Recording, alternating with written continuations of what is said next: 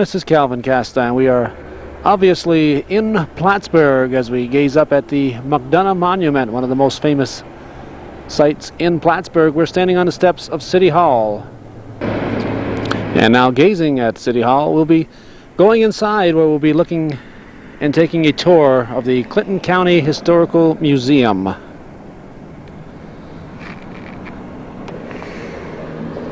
Mr. Bob Venne will be handling the microphone during the tour. He'll be joined by Mr. Bob Fitzgerald and the Rouse's Point village historian Don O'Boyle. Good afternoon. It's 1:20 p.m. We're in the rotunda of the City Hall in Plattsburgh, New York, also known as the second floor. Right behind us over here is the chambers for the Common Council, which has been much in the news in the past 3 months, the new election, the new mayor, the new council members, but that's not why we're here at all. We're here for a tour of this rotunda area and also the Clinton County Historical Society displays on the third floor. And to lead us around, Calvin's already said Don O'Boyle, the historian of Rouse's Point. We're glad to have you with us, Don, and Bob Fitzgerald, retired customs officer. We were fellow customs officers at Champlain for 15 years, probably, while we were there. And also to help us on this tour is the director and curator, is that right, Helen? Right. Helen Allen. And Helen, let me get over here so that we can face the camera. Mm-hmm. And we don't know many of the questions to ask, but we'll start right off with this beautiful cannon that's right here. And I'll give the mic, I'll hold the mic in front of you, Helen. Fine. Just to remind everybody that this is the Clinton County Historical Museum that we are in here in City Hall in Plattsburgh. The very first exhibit you see when you come into City Hall is this 18th century brass cannon, which was cast in a foundry in England, was on a British ship on Lake Champlain in the 18th century, captured by a French ship, which was then cornered during the naval warfare. The cannon was sent overboard by the French. I'm sure they hoped to be able to come back and recover it. That, of course, never happened because the British kept control of the lake until they lost it also some years later. So the cannon is a particularly interesting one. It weighs over 1,000 pounds. It has wonderful markings on it. The royal insignia, the insignia of the Duke of Marlborough, a little further down. And it's in wonderful condition because for many, many years, well over a century, it was buried in the sand at the bottom of Lake Champlain, which is a good way to preserve something, until it was found in 1968. This was found by those two boys? Three boys, actually. Three boys, and yes. Then they wanted to bring it, and we were going to lose it. It went down to the Smithsonian. Well, was a possibility, but it didn't happen in the end that way. Okay. Both cannon, this is one of a pair. Both cannon are now in the possession of the New York State Department of Education, actually. This one is on long-term loan to the County Museum here. The other one has been at Crown Point for a number of years and will go to the State Museum in Albany for a permanent installation. Okay, now if you look at the cannon, obviously the base it's on does not belong there. That's strictly to hold it up. This pivot point right here was in some kind of a wooden gun carriage. A wooden gun carriage, and then they could go up and down. Then the whole carriage would turn if you wanted to go sideways. Do you know? Well, no, that would be pretty difficult to do. So it's just straight wherever you had to turn your ship. This is a 12-pounder. Further on in our tour in the museum, we'll see a swivel gun, which is smaller and more flexible and will address your question rather than this. This would have been in a fixed position. This has the central point here at the rotunda. We see some paintings on the wall. Helen, can you tell us anything about those? Yes, Mayor Carlton Rennell was instrumental in having these panels painted about 5 or 6 years ago, and they depict chronologically the beginnings of settlement in this area, the Battle of Plattsburgh in 1814, Commodore Thomas McDonough, on board his ship just before the battle began. You can see the British fleet rounding Cumberland Head in the background. Right. Over here, the panel describes early industrial activity in Clinton County. And the fourth and final panel, maybe I should come over here, depicts, it's an artist's depiction of lumbering on the Saranac River, early railroads on the left-hand upper side, and Plattsburgh as it developed in the foreground. And if you come further along, you can even see sailboats on the lake. Out and there, in an airplane. In an airplane, huh? A tanker, a Yes. KC-135. Yes. In the extreme right-hand corner. This is not supposed to represent any particular point in Plattsburgh. Well, is that out where the Elk Club is out there? You can see Plattsburgh is pretty well depicted there in its Okay. position now, and beyond that is Cumberland Head with a ferry. Okay, way out. Approaching. Okay, That's right. Okay. Yes, and the Saranac River in the foreground. Okay, and the beach and the swimming. Yes, so there are references to most of the elements of life in this area. Okay. What else is on this floor? Is the mayor's office on this floor? The mayor's office is in that corner. The In the- city clerk's office also. Right. City court on the right-hand side. Okay. Below on the ground level, building inspector, engineering office, city chamberlain's office, and then upstairs the museum and community development. Years ago, when I lived in Plattsburgh, the police station was down on this southwest corner, but that's now down on Pine Street. Pine Street. Yes, that's right. Okay, then we can. But perhaps you might like to know that we consider this to be a very, very interesting building because it was designed by a nationally known architect, John Russell Pope, and built in 1917-18. And that's why it's such an elegant building, because it was designed by somebody who really knew how to design architecture. And we're very, very lucky to have a building of this sort in Plattsburgh. Okay, let me ask Don or Robert, do you have any questions of anything you've seen or heard here on this rotunda? Not just yet. No. Not yet, Robert? Not yet, Bob. Not yet. Okay. They're preparing for their questions. We're going to take a break and go up onto the next level. I think we've seen what we have, but Calvin's getting shots of this marble and this beautiful rotunda area. And it's all in very good shape. I might want to just include the fact that we have a lot of visitors who are under the age of 15, and I think possibly we have one coming in, I one see or that. two coming in. A lot of children visit this museum. Well, tell us something about the museum. When is it open? It's open Friday through Tuesday, that includes the weekend, of course, from 1 to 4 in the afternoon. School tours are usually arranged in the mornings. We have many of these. And our usual charge for admission is $1 for adults and 50 cents for children. Okay, now the museum is part of the Clinton County Historical Society? That's correct. And there are how many members do you have in the society? Oh, about 420. Okay, not all active, obviously. I'm a member, but I don't go to many of the meetings. Well, you support the I organization. support, yes, I support. You are active in that sense. I'm active in that sort. Used to be active in I used to buy a lot of your items down here when you had your flea market. Yes, I we didn't still work, but do. I spent, but you don't have your own booth anymore. No, you had your artifacts. We do some different things. Right. Okay, they're going upstairs, so we're going to go upstairs now. We're at the top of the stairs, up on the 3rd floor, and I want to remind the people who want to come here, there's a lot of stairs, but there's also, off to my right, and right behind Calvin, who's with the camera, there is an elevator, so you don't have to come up these stairs if you have trouble with stairs. We're looking at a view of Plattsburgh right here at the landing as you come up the stairs. It says Plattsburgh was organized in 1785. The population 6,397. Plattsburgh, an incorporated village and county seat, is distant from New York 319. We say that a little different now, but from Albany 164, from Whitehall 112, and from Ogdensburg, which I don't know what that means, 120 miles. The accompanying view was taken on the eastern bank of the Saranac River, about 30 rods above the bridge.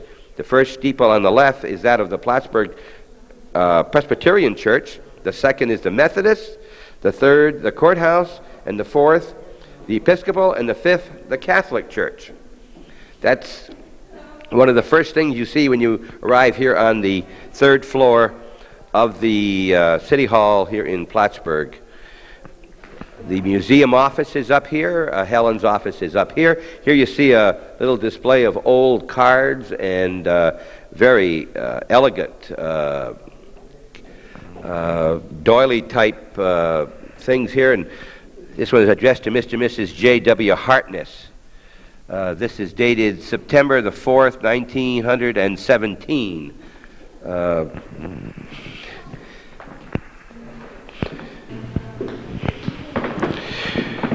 We see our guest, Robert, just signing in here at the museum. There's a guest book, and Dawn awaiting her turn, and they're standing in the doorway of the bookshop here at the museum.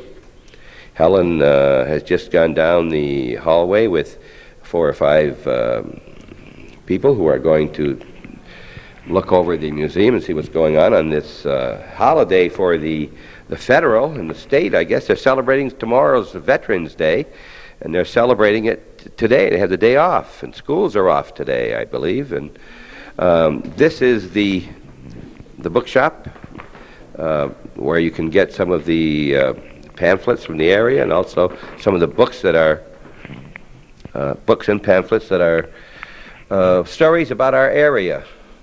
The War of 1812 in the Champlain Valley, I see. That's the story of Chateauguay, written by John Bilo. Battle of Plattsburgh Bay. Alan Everett, who's written several books about our area. They have his briefly told story here. Plattsburgh from 1784 to 1984, 200 years. And then others we can see.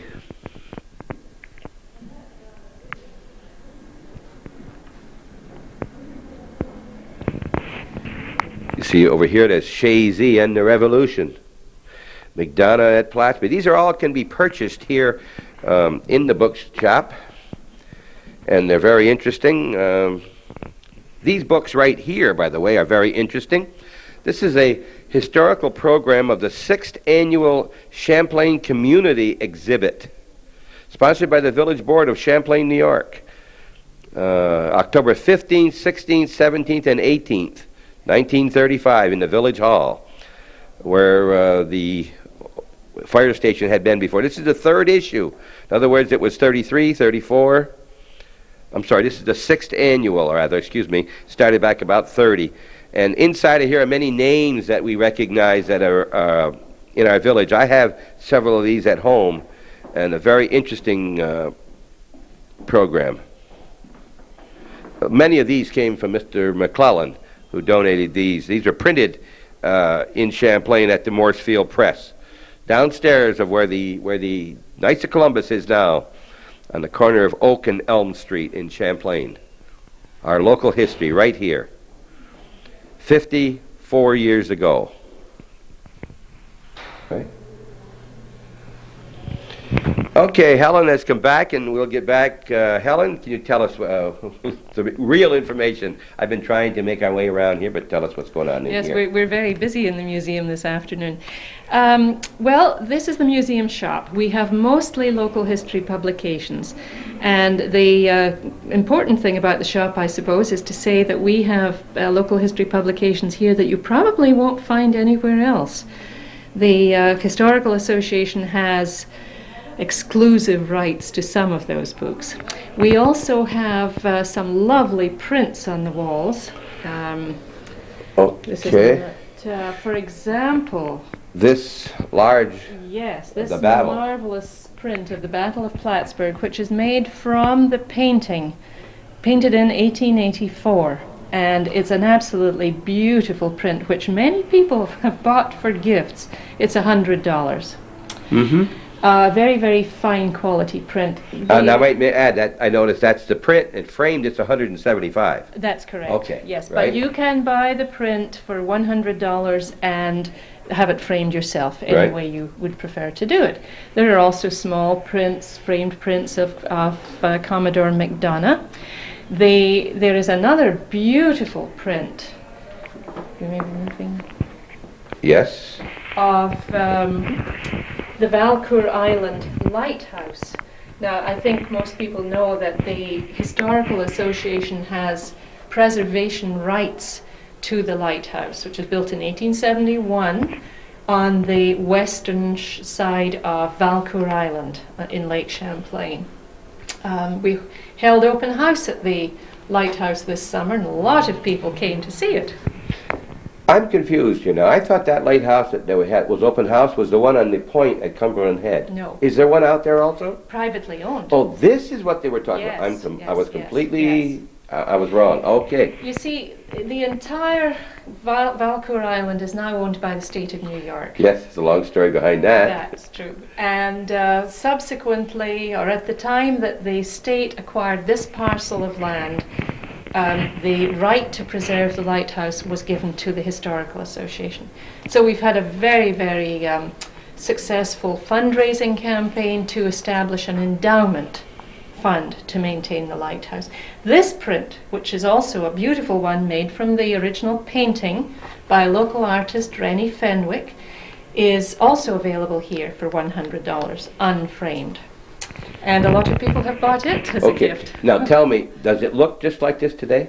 Yes. This is when it's been refinished? I mean, have you reworked it yet? We did this summer. Okay, so Yes. It looks like this now. It does. Okay. There was a lot of work done on this summer by a work crew from Lion Mountain Correctional Facility, as a matter of fact. We had wonderful cooperation from Corrections Department. So it's in wonderful condition. It's very stable structurally. And I hope that we can have another open house next summer. Okay, as a question, what would happen if I were in a boat and I would come up along the island and I'd see it? Can I pull up and walk up there and walk around it? Or am I not supposed to be in the island at all? Oh, yes. You can just go out, it's open. Valcour Island is open to Okay, the but the public. building is locked and closed, obviously. Except on special occasions when Okay. we hold open house for the public. Okay. But Valcour Island is owned by the state. It's a place for hiking, camping in specific campsites, skiing, cross-country skiing in the winter, all that kind of, it's a beautiful island. So yes, you would be able to walk around the lighthouse. Okay, all right. And here's the new book you talked about, the That's Pictorial History of Clinton County, an excellent book. This was published to commemorate the bicentennial of Clinton County, and at that time we published 2,000 copies, and I should inform you that there are fewer than 100 left at this point. Great, A great. lot of people have been buying this for Christmas. Yeah, those were sold in the beginning through the Key Bank, That's right. who And own you a mentioned nice it. big picture you're going to show us later, right? That's correct. And this book is the one I was referring to earlier that also had a picture or a drawing of the Battle of Plattsburgh that was A in different here. one, yes. And this has been out by 10 years or so. Well, that is a reprint of the original Yes. 1880. Right, this has been out now about 10 years. I think I bought 4 at the time. One for- 1976. 76, We're very okay. close. And there's another industrial souvenir edition of Plattsburgh, and back here, originally 1897. Nice right. pictures of the city of Plattsburgh back then. And this is an atlas of the Clinton County, which I also have at home. Very nice pictures in there. And I know you're going to be interested in this one, which is our newly published book on the military career and the life of General Alexander Macomb, the commander of the land forces in the Battle of Plattsburgh, 1814. What a lot of people don't realize is that General Macomb went on to become the #1 commanding officer of the U.S. Army. Is that? I didn't know that. No, It's also by Alan Yeah, Everest, who's that's right, again a who's local written, author. our local author. And this one is a small, very inexpensive book that was written by Mark Gretsch of Rouse's Point, who was the guest curator for our wildlife exhibition this summer. And this is just a small booklet. We also have a teacher's manual, which is available here. Certainly, I'm sure Helen wants to invite you to come down and see this museum, see the exhibits here. They change 4, 5, 6 times a year? Well, the major exhibitions, the temporary exhibitions, maybe twice a year. Okay. We're very short-staffed here, but we have a very, very active exhibition schedule, yes. And don't forget there's an elevator. If you're one of the older ones like me, you can take the elevator if the stairs bother you. You can take it anyway. You can take it anyway. If you're like Calvin, you can take the stairs. Calvin's running the camera. I'm Bob Venne. And again, to remind you, Helen Allen, the director and curator here at the museum.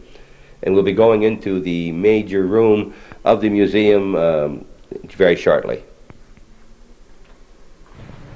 You had to be strong men to fight the wilderness with heavy weights. Imagine. When we welcome visitors to the County Museum, usually the first thing that they see is this very large painting of Samuel de Champlain. the discoverer of Lake Champlain. And here he is, this very large portrait. As the artist imagined he looked on the day that he arrived in this area, which was in July 1609. And if it was a hot day such as we've been having in early July recently, I can't imagine how he felt in his half armor. But that's a very victorious looking pose. His Algonquin Indian guides are in the canoes in the lower left foreground. In front of the painting is our diorama of the battles of Valcourt and Plattsburgh. Battle of Valcourt in 1776, Revolutionary, and Battle of Plattsburgh on this other end, War of 1812. The diorama was commissioned by the Plattsburgh Rotary Club some years ago and has been very popular with visitors.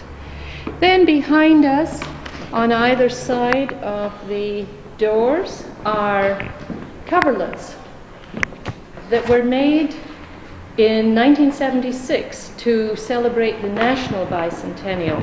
And in each coverlet or quilt, you see blocks with images representing people, things, events, places in Clinton County, such as at the far end there you can see the wall of Clinton Prison at Dannemora. There's a Lozier motor car. There's Commodore McDonough with reddish hair. The Cumberland Head Lighthouse. Bob, you see that up yes. at the very Okay, top left, yes. second from the top. Okay. And lots of images of places and events and things that we're very familiar with in the North Country. On the right-hand side, in the display cases, right now, in this display case are a number of household pieces of household equipment that women were using in about the turn of the century. One of the first vacuum cleaners, and a carpet sweeper, and a mangle. And some of us are certainly old enough to remember those being used. And these were supposed to be labor-saving devices, but they still implied a lot of hard work. But nevertheless, people were beginning to think of how to try to improve household. See the yoke here, and also a carpet beater, just to the left, and a little tiny stool, very, very and a crude. scrub board. Scrub board, a lot of those. You see, the people are collecting those today. This was before the days of electric washing machines and dryers and laundry. A family's weekly laundry usually took about 2 days to complete, between washing and ironing and drying outside, of course. Calvin with the camera is on the east wall of the City Hall, the front, so to speak. His back is to the lake, and this display is on the west of this hallway here, this long hallway before we go into one of the main rooms. Here are some of the other equipment, an engine. This is the engine from a Lozier boat. The days of inboard launches when Lozier, a motor car company here, was also making boats in Plattsburgh. And a lot of people are very familiar with the boat building, as it's still called, at Georgia Pacific plant on Margaret Street in Plattsburgh. There is a Lozier boat, I believe, in Blue Mountain Lake at the Adirondack Museum. That's right. We saw down there a few years ago. Beyond that is the relic of a gun carriage from the Royal Savage, which was Benedict Arnold's ship in the Battle of Valcourt, 1776. This was brought up from the bottom of the lake, and when you saw the cannon downstairs, perhaps you can imagine that it would have sat on a similar type of gun carriage. There's where those apertures would have gone, right? This here, those points on each side. Yes. And, of course, the farmer's unit here. This is a winnowing machine to separate the crop, the wheat from the chaff, all done by hand. There's a handle on this far side, which makes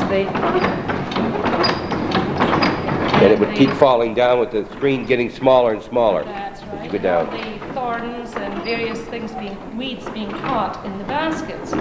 This was given to us by the Barnes family on Route 9 North, and I believe that Miss Barnes remembers when that was still being used in the farmyard, and it was hard work on a hot September day. You still see parts of these in granaries and the old farms, Yes. and in the old buildings. You can still see these now, and it's in very good shape. The paint Yes, is in it good is. shape. It's excellent. It's a thread mill. Treadmill used Dog. Yeah. either a dog or a sheep. Now this is before power, electricity of course, and the animal was put in here. The animal's impulse was to keep moving forward, which in turn would turn this wheel. Well, actually it would go back. Go back the other way. Yeah. And then a butter churn of something or something of that nature would be attached, and this would provide the power to make it work. Pretty ingenious. Yes. And they had them bigger ones for horses. That's right. Right. Yes. Maybe we can look in the Victorian Okay. Gardens next. Okay. Excuse me. This is a sort of tableau. There are objects from our Victorian collection here: piano, paintings, likenesses, a parlor stove in the background, and a wonderful seed wreath, which was made by someone in a local family here. Must have taken many, many hours to put that together. And this sort of denotes a time when life was a bit slower than it is now. Okay. Now, how long would this exhibit right here, this room that you say? This be here? one is permanent. Permanent. It'll Yes, stay here. yes, that's correct. You're talking years, right? Well, A year, 2 years? for some Okay. time, yes, Okay. yes. How long has this one been here now? Since the opening of the new gallery last year. Okay. Notice the plush seat for the piano, not the round turn kind as they have. But of course, we're always planning new exhibits, and we have a large collection in the museum. Okay. So of course, we want to exhibit objects. as Okay, now when you often say as can. we, because there's 400 and some odd people, you can't all decide what you're going to do. Is there a committee that decides this? Yes, there is a museum committee, and in my position as director of the museum, I make recommendations to the museum committee, and these are discussed and plans are formulated from that discussion. From the time that you decide you're going to do that, how long is it before you actually have the exhibit? Well, that brings up an interesting point. When we decide we want to do a special exhibition of some sort, we have to find funds to do it with. So at that point, we probably will apply to a funding agency such as New York State Council on the Arts. That process may take a year and a half. So we are always planning at least 2 years ahead. Right now, I'm thinking about 1992. Wow. Yes, it isn't 6 months, is it? No, it isn't really. Okay, we're going down the hallway, and we see some crocks and some jugs. Well, these are kind of interesting. I know that a lot Champlain, of New people... York. Yes, made in Champlain, with a very nice design on it. Yes, H.D. Savage and Son in Champlain, New That's York. right. I didn't realize that. Visitors to the museum will often say, "Oh, I remember when we had lots of these at home," and I suppose they were just thrown away. Yes, thrown away. Fort Edward, New York. I remember the concrete thing. And that's the They're crown? still in Rouse's In Point. Rice's Yep, Point. yep, they are, yep. George Cronkite, I believe. C.R. Cronkite, and they're related to the Smiths. And Mrs. Yeah, they're all, Right, Mrs. Willard Smith, I think, was in the Cronkite family. I think she was a they're Cronkite. all interrelated. They're all interrelated, huh? And there's another one, Cronkite, and that was made in Fort Edward, New York. If anyone has a few of these left at home, I would say treasure them, because they're becoming extremely What valuable. are they actually used for? Water jugs or? Yes, to store liquid of various kinds, yes. It shows here salt glazed stoneware. I guess that's the official name. That's the I call them official name crocks, for but it, their yes. official name is a salt glazed stoneware. That's correct.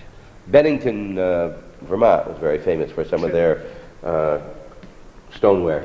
Well, the interesting thing about these is now that the crocks which have designs on them, such as the two you see on the left, are becoming known as folk art items because of this artistic element in them. And they're becoming very much prized as a result. Obviously, they were done by hand, so there's no two alike. That's right. Even though they try it, they can't be exactly alike. That's correct. They're unique, each one.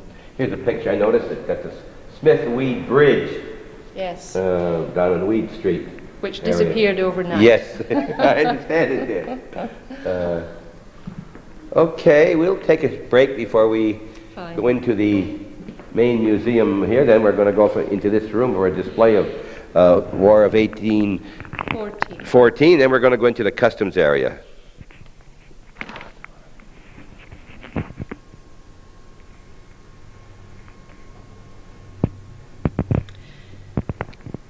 Commodore McDonough here. We're in one of the temporary exhibits. Helen, tell us about the difference between the temporary and the permanent. Well, first of all, we're actually now in the main gallery of the museum, which is under the dome that you see in City Hall.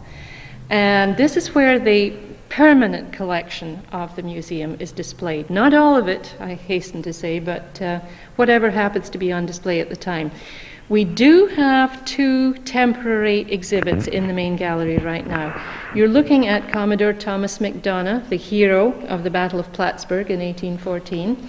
And he is the first person you see as you come in and visit the Battle of Plattsburgh exhibit, commemorating the 175th anniversary of the battle, which took place in September of this year. There was a lot of celebrating going on at that time.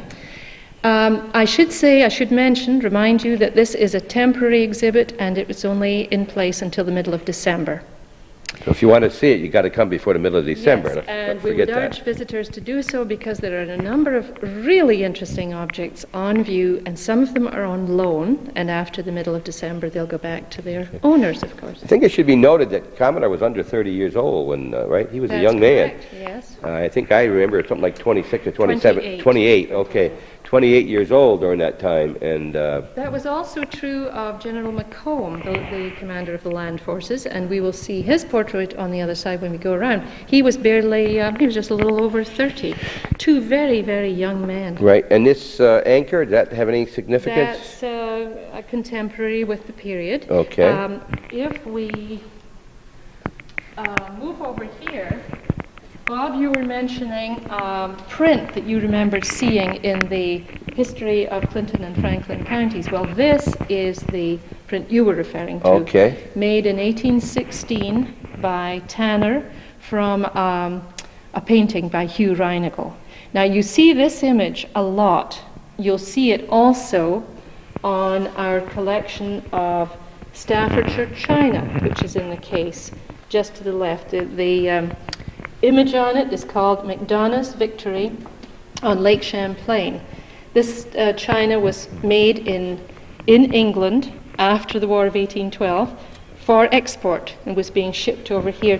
And at that time, it was almost the first time in North America that china was affordable by ordinary people, because prior to that it had been too expensive. I'm surprised that England would want to make anything with the picture of the Battle of Plattsburgh on it. Having lost it. Having lost the battle, yes ma'am. Well, I think if you look at history, you'll see that soon after hostilities end, we go back to business. I was just going to mention that, yes. Japan is an example. Well, that's correct. Yes. Yes. Okay, so this is very, very treasured china, and it is beautiful. It's on loan to you? No, this is the collection of the museum. Okay, yes. belongs to the museum. Yes. And when visitors come to the museum, this is explained to them when there are temporary exhibits, what belongs to the museum and what is on loan at that. Well, now, when you explain, do they have to take a guided tour through here? No, not You don't, necessarily. okay. You may have a guided tour if you wish. On the other hand, if you're a person who likes to visit a museum and just browse around on your own, you may do that also. Okay. What about children? What ages do you allow? How young? We have children coming here from tiny, tiny little children. Of course, the parents are asked to look after them, needless to say, because there are very old objects on display. But I think we have a very wide range of visitors. Okay. And there's restroom facilities Oh, yes. up here so that there's no problems. Anybody wants to come there? That's correct. Okay. Yes. we're moving along past a map and prints, engravings having to do with the Battle of Plattsburgh to this absolutely superb painting of the battle, which was executed in 1884 by Julian Davidson, who specialized in maritime paintings. This painting is on loan from Key Bank, NA, and has been here in the museum for quite some time now. Soon we'll go back to Key Bank, but it will still be in Plattsburgh, in the main branch downtown, so people will be able to see it there. Now, the battle picture you showed us, I think we were in the shop, for $100 is a replica of this? That's a print made from this painting. Yes, painting, right? yes, and it's extremely colorful and lots going on in it, and people really enjoy that. Okay, we move along. This is a little cannon. Well, this is known as a swivel gun. Oh, that's a swivel. And that's okay. the one we were talking about a little earlier. This was Okay. also found in the bottom of the lake just off Crab Island, along with a number of other objects. By the way, above we see a watercolor painting of Nathaniel Platt's house on Cornelia Street. And the important thing about this painting is that it was built and painted, that picture was made of it, in 1796. It burned down in 1822, and that's why this painting is such a treasured one, because this is the image that we have of a house that was really not there for very long. We would not know what it looked like if it were not for this painting. And let's remember, Plattsburgh obviously is namesake of Nathaniel Platt. Of his family. His family, Yes, okay. he was one of a large family of Platts, headed by Judge Zephaniah Platt. And this is the judge? That's Nathaniel. That's Nathaniel. This is Benjamin Moores, who lived to a ripe old age and became, he was a young soldier, an ensign in the Revolutionary War, War of 1812. He became commander of the militia, very important position to hold. He then became the first county sheriff, and he was the county treasurer for many, many, many years. He was a friend of Pliny Moore, too, wasn't he? Yes, that's correct, Pliny Moore. And of course, Moores, the village of Moores, was Right. named. For I note here, as you're mentioning, you mentioned it as a McClellan. Is that part of our McClellan? That has to do Must be. with the painting in this case. Martha McClellan was an ancestor of Woody McClellan. A lot of people remember Yes. Woody McClellan in Champlain, and his father Hugh.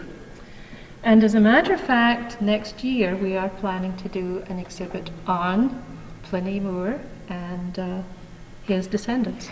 That's something for us. That'll be interesting. Yes, we're looking forward to it very I'd like much. to work on that. And I may be letting the cat out of the bag, but You want to, while the cat's still in the bag, tell us a little bit about it, if you can. Or is that too early to tell us anything about that? well, I happen to know that a book is being written on the subject of Pliny Moore, Terrific. which will be Yes. very nice, because there is a large amount of Pliny Moore material, correspondence, papers, documents. All by the in McClellans, I think, existence. had most of it. An awful lot of it. That's right. Each of these cases has a quilt or coverlet hanging at the back of it. This one, visitors sometimes don't see this right away, but if you look very closely, in the center of each block you will see a signature. The name of the woman who made that particular block, and it's known as a signature quilt. You wouldn't notice it, no? I didn't. Well, not now until that you it's, mentioned it, yes. pointed out to you, Yes, because that's of course right. that ink does fade over the years. Right. Love that shoe. Yes. Imagine walking around. That has a wooden sole rimmed with iron. It was worn by a wheelwright who worked on a farm in Peru. And by the way, this is part of Mrs. Nathaniel Platt's tea set.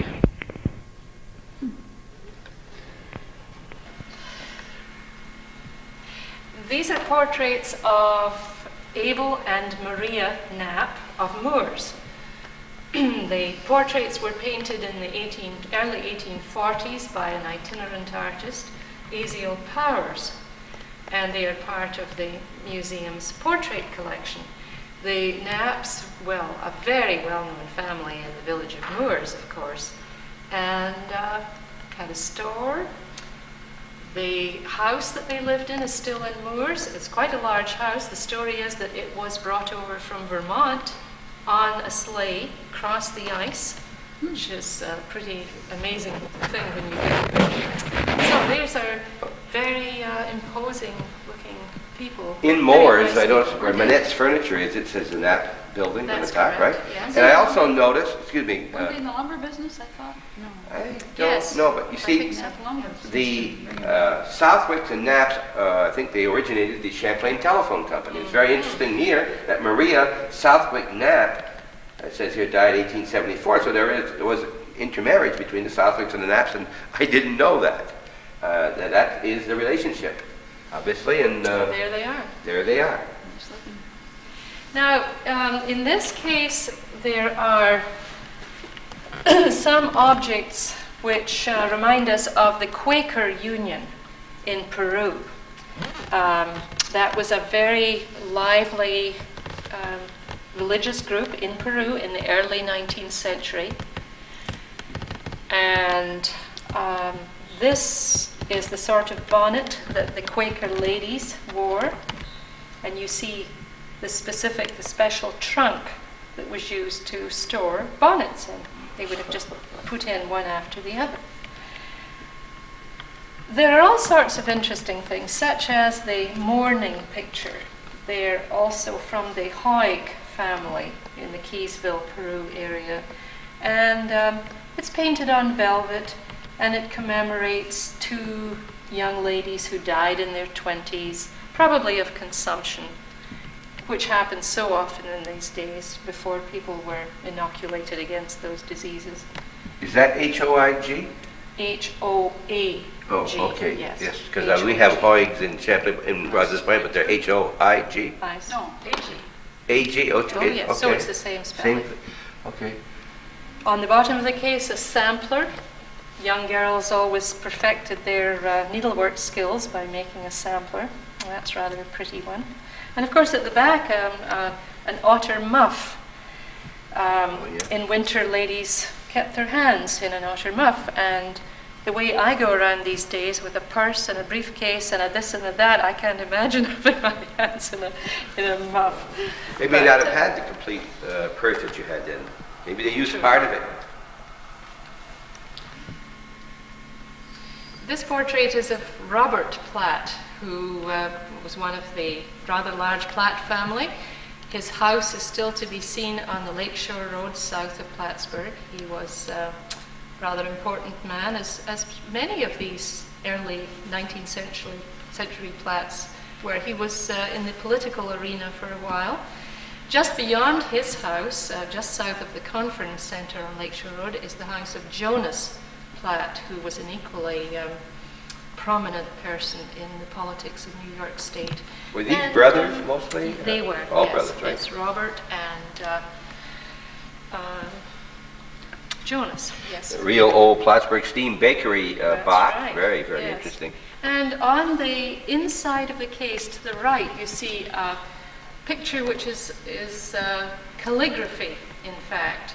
God Bless Our Home, made by a convict, as they were known at that time, at Clinton Prison at Dannemora. So when we think of this, I wonder which home he was referring to. Yes. And some ceramics from the museum's collection. Mm-hmm. Real nice big trunk. Look at the size of that trunk. Beautiful trunk. Yes, this belonged to Smith M. Wheat, who was a very prominent man in Plattsburgh. He would have used this when he went traveling on trips, and I always think it's such a contrast with the soft duffel bags and kinds of luggage that we take with us. It's filled with shelves and trays and boxes and drawers for his starched shirts and all his clothing. Those look like leather panels. They are. They are leather Yes, panels. they are. Yes. And with metal studded strips. Yes. Yes. Would have needed 2 porters, at least, to carry it. But that was in the days when you did not carry your own luggage. And you also didn't move every night. You went for a week or two, whatever you... Or several yes. weeks, perhaps. The painting, which seems so dark, is part of a fundraising project in the museum. Mrs. Patchen is one of a pair of portraits, also by Aziel Powers. And what we're doing right now is raising funds to have the painting restored. As you can see, the varnish has yellowed and darkened and really needs to be removed, and the painting does see some repair. People have been contributing to this project. And here's a little shot, Calvin, of a contribution in the little... So when you come here, folks, you can... Sure, hey, Mr. Fitzgerald is going to grace us with a picture. He's in the picture. There we go. Thank you very much. It's much appreciated. One of our perhaps most important exhibits in the permanent collection is our collection of Redford glass, made at Redford, New York, not very far from here, between 1831 and 1851, a factory that made window glass. But at the end of the day, the glassmakers made what were called end-of-the-day pieces, such as you see here, some of them decorated with the lily pad motif, as you can see on the pictures, and the bowls. And the large part of this collection was given to the museum by Harold Boire and his wife in memory of his mother, Eva Boire of Moors, who collected most of these pieces of glass. At one time they seemed relatively unimportant, I suppose, and now people come from all over the United States to see this collection. There's a very interesting catalogue that is available in the museum shop, which tells you everything you could possibly want to know about Redford glass. Some people in the county do have pieces of their own, of course, and they should know that they're very valuable. At this side, we have the desk is the bookkeeper's desk from the Redford Glass Company. The legs had been shortened at one time. It would have been one of those desks that bookkeepers stood at. And above it is a primitive painting of the company house, which stood close by at Redford, close by the factory. This was painted in the very early 19th century, before a glass porch was added with bullseye panes. And I think there is a bullseye pane in this exhibit, but anybody who's familiar with the Alice T. Minor collection in Chazy knows that the sidelights on both doors are made of Redford glass bullseyes. Isn't there one in the Royal Savage? Yes, there is one there as well, and we have one at the back of the exhibit here. I want to remind you, if you come into this presentation on TV a little late, that we're in the Clinton County Historical Museum in Plattsburgh, New York, in the City Hall. We're on the third floor, and we're talking with Helen Allen, the director and curator, and along with us also Dawn O'Boyle, the historian from Rogers Point, and Bob Fitzgerald, retired customs officer, who's going to be showing us through the customs exhibit very shortly. And we're going to be getting into another exhibit here that commemorates the 1939 encampment maneuvers at Plattsburgh, New York, around Beekmantown. And it's interesting to me because last February, when we had in Rogers Point the Winter Carnival, I had the pleasure of meeting a man by the name of Joe McGrath downstairs in the church as I was taking a few pictures for the Chamber of Commerce. And he asked me if I had anything at all at my house that he could use, and I understand he's responsible for a lot of this. Is that right, Helen? Joe, yes, Joe was very much instrumental in helping us plan this exhibit. Of course, this year is the 50th anniversary of the 1939 maneuvers, and a lot of people in this area remember when the maneuvers took place. There were approximately 52,000 soldiers in Clinton County for the last 2 weeks of August 1939, and a lot of tanks, trucks, all kinds of equipment here. So it was a pretty exciting time for the local people. Of course, local businesses were found in a rather profitable time, because to feed 52,000 soldiers, you're going to have to have a lot of supplies. And then the maneuvers ended, the soldiers all went home, and World War II broke out in Europe just a few days later. At that time, of course, the barracks here at Plattsburgh was the 26th Infantry, I believe, That's right, yes. was here in Plattsburgh. That's before the war, before Champlain College, and before the present air base. So we've been a military city for a long, long time. Indeed, yes. Right? Yes. We also want to remind you, as you look at these pictures here on TV tonight, and come down and look at this exhibit firsthand, and also that if you're interested in local history or history at all, become a member of the Clinton County Historical Society. They need members. They can use your money too, as a matter of fact. And you'll find it very interesting. There's a monthly letter that comes out, I get, that's very interesting. And recently, the last one just had some information on ladies from Champlain. That's right. And Rouse's Point. Rouse's Point, okay. And then There is a magazine, an there's a annual. an annual that comes out, and then this exhibit, which costs $1 to come in, is free, so to speak, with your membership. And also, you meet all other people interested in the same things as you have. Well, as a matter of fact, members and their families have free admission to the museum. We ought to remind people of that. Yes. Bob's very active in the museum. Bob, I think you're an officer?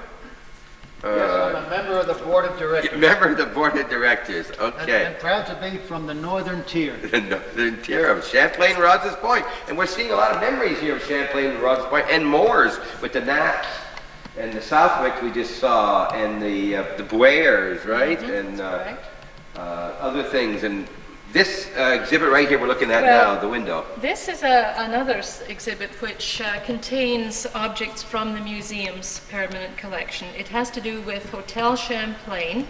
Many people, especially younger people, know it now as Community College at Bluff Point.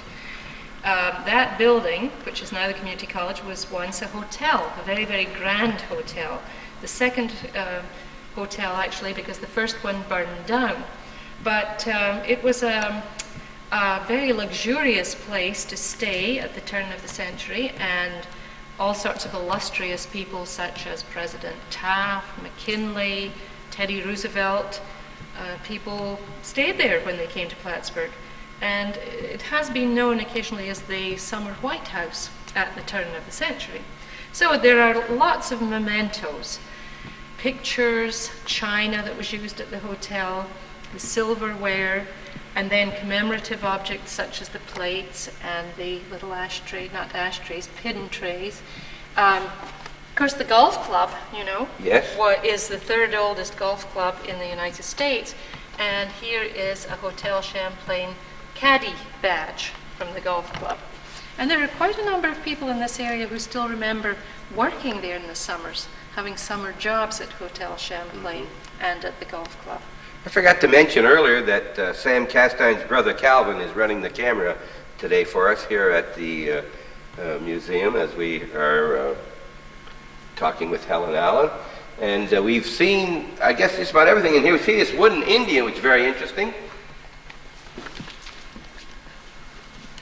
This is a cigar store Indian, and he's certainly a century old because he used to stand outside the Levy Brothers cigar store on Margaret Street, Plattsburgh, just about opposite where Merkel's is now. He stood outside in the wind and the rain and the snow, advertising the fact that Levy Brothers sold cigars. This was in the days when cigars were smoked a great deal, and Natushi Pa. yes, that That's one thing that you've mentioned a couple of times to me, that I'm inclined to touch things here, and Helen's remind me that's not part of my admission of being able to touch. Which one of us is better looking? The Indian, I think. Well, see, my coat opened, but his coat didn't, but it just cracked right down the middle from the weather. Right here you see well, he has lost both his arms, and a little bit of his a little nose bit of his is nose gone. here off the front is also But gone. he's a remarkable example of a cigar store Indian, and we believe that he may have been carved by a very famous carver of cigar store Indians in New York City. He's on long-term loan from the Levy family in Plattsburgh, and Yep. yes, he shows the cigars? the cigars are Yep. shown in, Yep. in the crook of his arm there. This is how close you can get to touch. No closer than that. Well, I was explaining to our visitors today that we had a docent, by docent I mean guide, who always used to introduce visitors by saying, please touch with your eyes, not with your hands, which was always good advice in a museum. The chair is a lovely example of Adirondack rustic furniture. There's been a lot of interest in this kind of furniture recently, but the important thing about this chair, which by the way is still in perfect condition even though it must have been made in the 1880s, is that it belonged to the Pliny Moore family, or the descendants of Pliny Moore, I should say, in Champlain. And in fact, the museum has a photograph of a member of that family sitting on the porch of the house before it burned down, because of course the house that you see in Champlain today, the former Moore house, is a replica of the house that burned down. But we do have a photograph of this chair sitting on the porch of the original house, and the photograph was taken in the early 1890s. So imagine this chair has been used for more than a century, and it still seems to be in as good condition today as the day it was made. If you'll notice, this particular piece here for the arm, it starts way back here, swings around, in behind, goes down, and comes way back here, where it meets one from the other side, a branch underneath, all comes to a point here. Very, very unusual and very, very nice old chair. Yes, it has a prominent spot here in the museum. It's a great favorite with visitors. I'm sure it is. Really Anyone try to sit in it at all? Oh, no. No, they won't do that. They know they can't do won't that. do that. Okay, now here is something that's been used. Yes, it's actually a house flag, but it is of the Revolutionary period. You can see there are 13 stars commemorating the 13 original colonies or states, made of silk, hand sewn. The red stripes are now faded to tan, extremely fragile. We know nothing about it except that it was found in the attic of a house in Plattsburgh. We don't know who made it or when exactly, but it's certainly representative of the period when the United States was a new, young country and people were very proud of having their own flag. It looks like there's at least 2 stripes missing. Yes. And there's another one lower. I think that should be the white. But isn't it amazing It's that amazing. it Sure has, survived at all? And it's great. You've got a great cabinet there for it, Helen. One thing while you're here, Calvin, if you swing over to the far side, would be the north side of the building, there are many old replicas. There's a tub, it looks like a bathtub up there, or a small, a hip bath, and a little bicycle, 3-wheeler, and a bucket, a wooden bucket, and a yarn winder, then a butter churn, and I don't know what the next one is, a cradle, and then there flax wheel. I always want to call it a spinning wheel, and it's not. And then a sled, Yes. the next one, and then a big, large stoneware or crop. No, it's a basket, Well, which we think was used for the purpose of taking a goose to market. The goose was put in that large basket, and it found rather difficult to get out. so if you're here, don't forget to look up on top, because there are some things up there. You can't see them up close, but they're up there, and there are things that you probably have seen. The old wooden bicycle is very interesting. Looks like it's wooden. Yes, it is. Yes. It's a child tricycle, actually. The tricycle, okay, Yes. that's what I should have said. It's not a bicycle, tricycle, 3-wheeler up there, and it's very interesting. And we have one more little group of exhibits here. And in addition, while we're getting, Calvin will be over here in just a second. We're back at the Battle of Plattsburgh exhibit, which I would like to remind visitors is only in place at the museum till December 15. But we're looking at an oil portrait of General Alexander Macomb, the commander of the land forces at the Battle of Plattsburgh. This painting was quite recently given to the museum. A very, very handsome one, as you can see. Below it are other images of General Macomb. On the left, astride his horse, a very gallant pose. And then on the right, a silhouette of General Macomb in his older years when he was commander of the U.S. Army, the commanding general. Below that is a 12-pound cannonball, and to the left, a collection of smaller cannonballs. I think you mentioned to me earlier, when we talked about Macomb, that many people think of McDonough and the War of Plattsburgh, and that was it. They thought that was it. But there was a big land battle, and it was going to be bigger if McDonough hadn't have won. And Macomb was in charge of all those forces. That's right. And there were shots shot at Plattsburgh from the ships out on Upper Bridge Street, right? Out in that area. There are homes with cannonballs still in the wall. The house that General Moores occupied still has a cannonball in the wall. That's on the corner of Bridge Macomb and South Peru Street. South Peru Street. Peru Street. Peru Street, yes, there is. That was the story when I was young. I thought that was such a great thing. Yes, I think so too. Which is many years ago, by the way. Oh, no, that's long. Okay. And behind us is a case that contains various objects from that period of time. Immediately in front of us on the bottom of the case is General Macomb's presentation dress sword. Very important piece presented to him by New York State, and that's currently on loan to the museum. To the left is on the box is uniform coatee actually, which was probably worn by someone a soldier in the New York 7th Cavalry during that period of time, War of 1812. And various other objects such as the wooden canteen. Wooden water canteen. Soldiers carried and something that we them. see today, replicas of in metal. This boot remover right here. Boot jack to pull off your long, tight boots. Epaulettes in front for an officer's uniform. And a sash. And then at the other end, bullet pouch and a ladle and grape shot. The ladle used, of course, in the making of grape shot. Objects in this case are very much military oriented, as you can see. There are two swords with their scabbards. The top one is an artillery sword. The one below is infantry. These are currently on loan from Rodney Ralston. Below, a rifle representative of that period, Hall rifle, also from Mr. Ralston.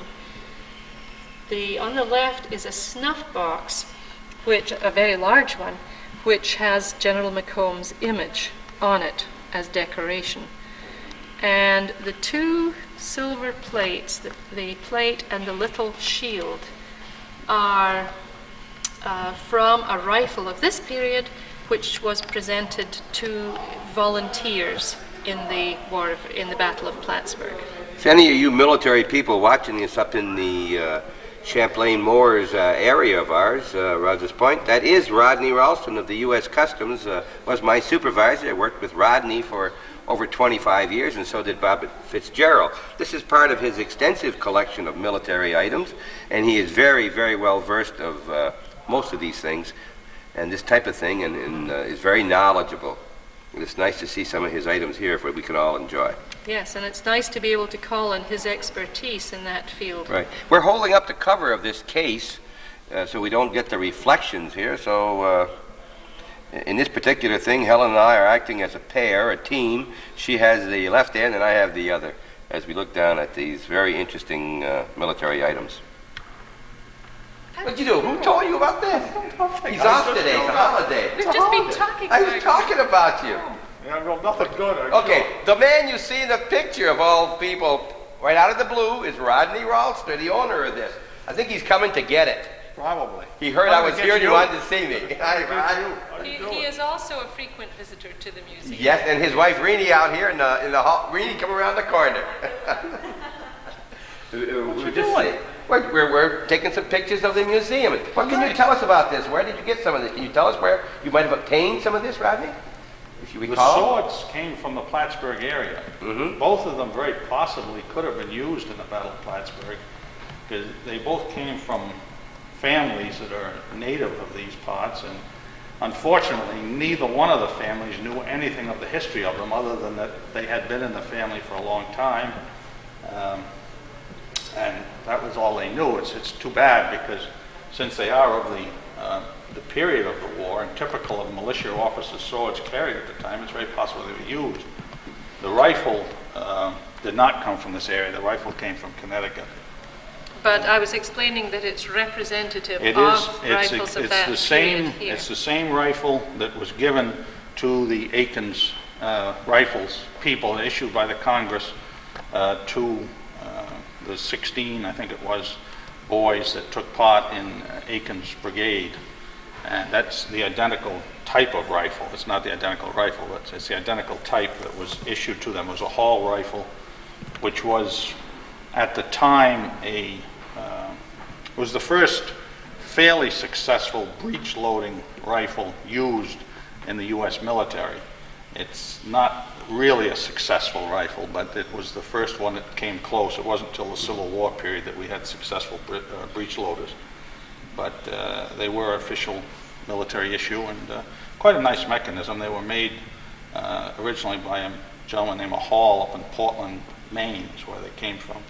But these were made. This one was made at U.S. Arsenal in Harper's Ferry, as were the ones issued to Aikens people. You sure you didn't prepare this, telling us No. all this nice stuff? Now, I want you people to notice out there, After 40 who are years watching, in this business, you that learn a little bit, you the know. two retired people who have every day off are wearing ties, and the supervisor, the assistant district director, he's got a day off and he's not. You notice that, right? You notice that, Robert? Did you? Huh? Now that you mention it, Bob. The assistant district director shouldn't even be here. This is terrific, Rodney, that you came in like this. I just got finished saying it's too bad that Rodney's not here to tell us a little bit of history on these particular items. Well, there are other items here that are far more interesting. We've seen most of those. Don't know whether Calvin had the time up, but it's 10 of 3, and this kind lady, Helen Allen, has been showing us around, and you've been hearing everything, all of her story.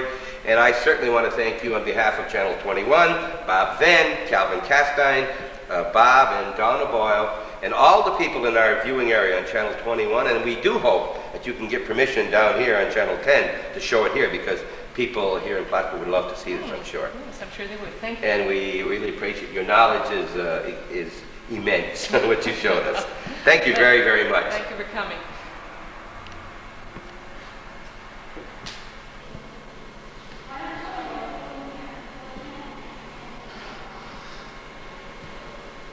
Hi, I'm Bob Venne. You've seen me on 21 before. Calvin Castine at the camera. This is Bob Fitzgerald. You know him. He's from Rouse's Point, retired customs officer. We were in customs together for at least 15 years in Champlain. We're going to ask Bob about where he came from and so forth, his background. But we're standing in front of a sign that says, "Revenue must be had." And the reason for this is there's a special exhibit upstairs about the 200th anniversary of the founding of the U.S. Customs Service. We're on the landing between the second and the third floor of the City Hall in Plattsburgh on this Friday, November the 10th. Tomorrow is a holiday for veterans, but we're here today. And Bob, can you give us just a little background on yourself? Well, as you said, Bob, I was with you at Champlain for about 15 years, and before that I worked in the New York City region of the U.S. Customs Service, and I also spent some time in the Miami region of the Customs Service. And I think that the village of Rouse's Point and the village of Champlain have done a very good thing by recognizing the 200th anniversary of the U.S. Customs Service, and many of the things we will see in the exhibit were donated by people in Rouse's Point and Champlain. Now, Bob's father was also in customs, is that correct? Yes, my father was a customs examiner, entered the service in 1909, and had many a story about the old days in customs. But we've got lots of stories about Champlain and Rouse's Point that we'll also tell as we go through the exhibit. Okay, now the exhibit is being put on by the Clinton County Historical Society, which I think I may have mentioned. Bob's a director, and he's primarily responsible for this exhibit being chosen to be shown here at the museum. We're going to go upstairs now, and we'll get into the section that has this. We're in the director's office now, and a couple of posters we want to show you, and Bob will tell us something about them. Well, this poster was made up especially for the bicentennial of the Customs Service, and the emblem there is taken from an old customs seal that is no longer in use.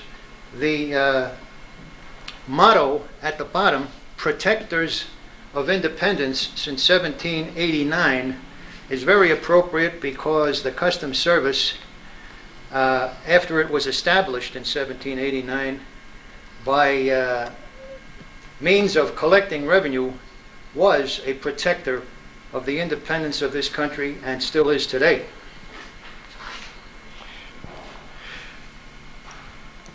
Again, we're looking at a poster here representing something about customs, and you must remember that customs is a very, very important industry in the northern New York area of Rouse's Point, Champlain, Moores. A lot of people have their livelihood from customs. They protect that area. All the people coming down from Canada, Montreal, all come through. These customs officers, inspectors, agents, import specialists, the clerical people, all very, very important to our area. And Bob, tell us about this poster.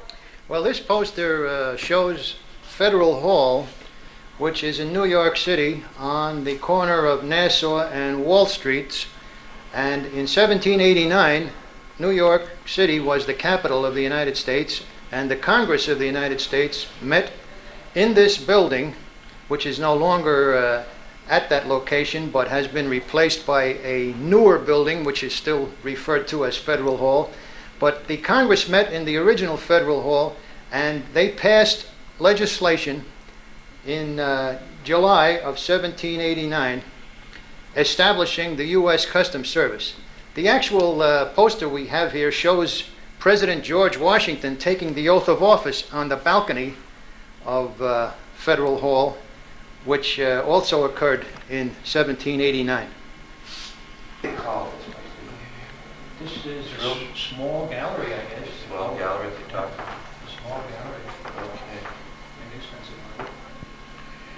Okay, we're in what is known as the small gallery, roughly 20 to 22 feet square, not quite square, 20 by 25, something like that. And we're in a movable, this is a temporary display, and this particular time is for the 200th anniversary of the Customs Service, and there are panels around in here, and there are 13 sections, and we're going to go in order, naturally, like the Castines and the Venns do, and very much in order. Bob Fitzgerald will tell us most of the information in here, starting with panel 1. Bob Fitzgerald. Well, panel 1 goes right back to the beginning. In fact, we can see a picture here of a customs man being tarred and feathered, and I can assure you that that is a British customs officer, not an American customs officer. Prior to the establishment of the Customs Service in 1789, we go back, of course, to the Revolutionary War period and the pre-Revolutionary War period, when the British customs took the revenue from the American importers, and the resentment against the British customs was considerable at that time. And this reflects a bit of that history, the colonial period when the British customs was operating the Customs Service at that time, and then we go into the pre-Constitution period when the individual states in the United States, the 13 original states, each had their own customs operation, and of course that